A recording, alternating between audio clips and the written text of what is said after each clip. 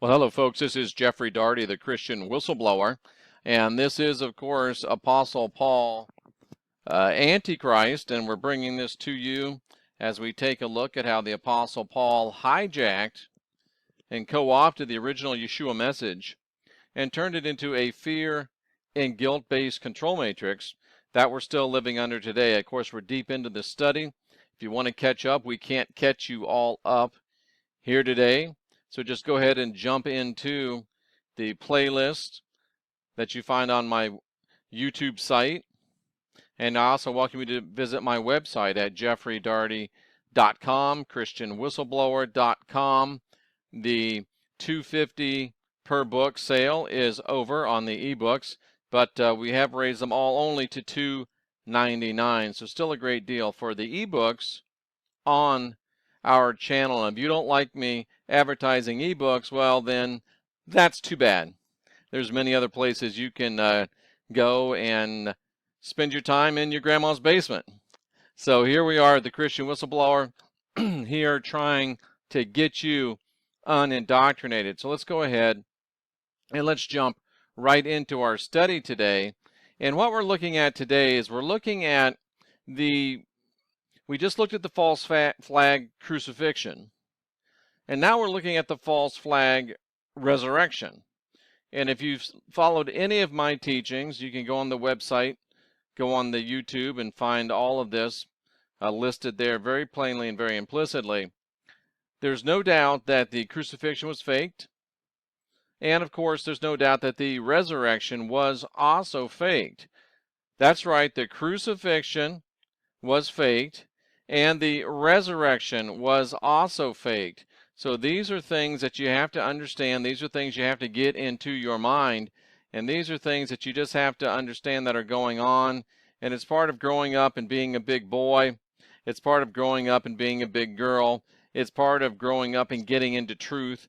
And instead of being little babies and understanding that there's no empirical proof for a crucifixion, no empirical proof for a resurrection, at least as applies to Jesus or Yeshua, which are not the same people. Jesus being created as a placeholder for the Lord to come into and use as a great deceiver in these last days, and he has been for some 2,000 years. And you can go right back to the last broadcast and get most of that information. Now, looking right now at the resurrection false flag, and somebody right now, I can hear him saying, why would there be a resurrection false flag? Why would there be a crucifixion false flag? Well, let me just share a couple things with you from history, and I think that most of you will appreciate this, and most of you will be able to understand this. And this is all based in history. That's the big point of this whole thing, is history. Now, if you look at the Roman Empire, from 27 BC through 68 AD, you had the Julio-Claudian dynasty, or dynasty, if you will, as far as the Caesars go. And just real quickly, let me go ahead and show you this because it's in the background. You may be wondering what's going on. This is the new Christian whistleblower, our 11th hour messenger show. We're going to ring in the new year with the Saturn show. We may be putting that up tonight. I'm not certain. It may not be put up tonight, but I'm pretty sure it will be. So we're going to have this Saturn show for you coming up, I think, tonight. So you'll want to keep an eye on the Facebook. Keep an eye on my Twitter. Keep an eye on jeffreydaugherty.com so you can figure out when that is coming up. But starting in 27 BC with Julius Caesar, and then going down through, I believe, who was the last one? Nero was the last of the Julian Claudian emperors. And we're talking about the time of Augustus and the time of Tiberius, really, when we're talking about New Testament times, because Augustus, he reigned from 27 BC through 14. Tiberius takes over in 14 AD, runs through about 37 AD. And that's what we are looking at. And the thing that is interested is that the Julian Claudians were interested in their ancestry. They had Republican ideals, and they were really trying. They had a thing going on where they had some peace, they had some prosperity maintained in the provinces and in foreign policy. And if you look at it, especially under Augustus, it says they were doing it with diplomacy and military force. So the whole point, and we're looking at the Met history, you know, the Met Museum history about the Roman Empire. So why did they want to have a false crucifixion? Why did they want to have a false resurrection? Well, you have to understand what was going on in the Roman Empire. You have to understand really what the Roman Empire was. The Roman Empire was a conglomeration of conquered nations. Think about that for a minute. The Romans went out, conquered nations, brought them into the Roman Empire. Nobody joined the Roman Empire. Nobody signed up for the Roman Empire. There were no t-shirts. It was an empire built upon conquest. If you're a Star Trek person, very much in the way of the Klingon Empire, or perhaps even the Romulan Star Empire. But nobody joined the Roman Empire. It was something where you were conquered. And think about it. You know, they started in 27 BC, and they've been conquering people for, what, 30 years? And then you got another 60. What were the dates on that? Let's be absolutely positive on that. The Julio-Claudians from 27 BC to 68 AD. So, I mean, these guys, you know, we're talking, let's say, 35 AD. So it's been, you know, 70 years or so. And they've been conquering all of these places. They've been conquering all of these peoples. And, of course, when you conquer a bunch of places and you conquer a bunch of peoples, you have the problem of having people stay conquered. If you saw the movie Gladiator a few years ago, you know, one of the great lines there was, people ought to know when they've been conquered. And, of course, Russell Crowe says, would you?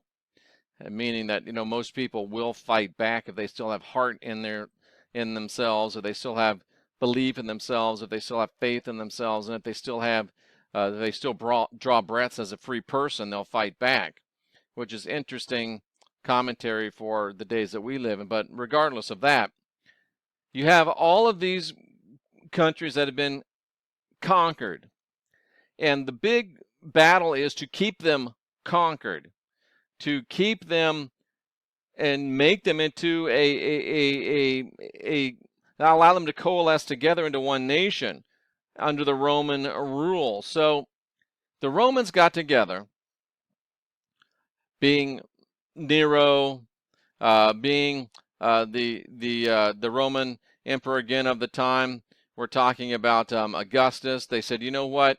Wouldn't it be great if we could come up with some centripetal force? A centrifugal force is like a centrifuge. It spins and it pulls things apart, right? A centripetal force is just the opposite. It pulls things together. And they sat back and they thought, what could we employ as a centripetal force? You know, the bread and circuses worked well in Rome, but what about out there in the provinces? The places we've taken over, the places we've conquered, the places where we killed, pillaged, ravaged, destroyed. What about those places? What are we going to do? Well, one of the most basic parts of human culture, one of the most basic areas of devotion within humanity is religion. And somebody was smart enough to sit back within the Roman Empire and say, you know what?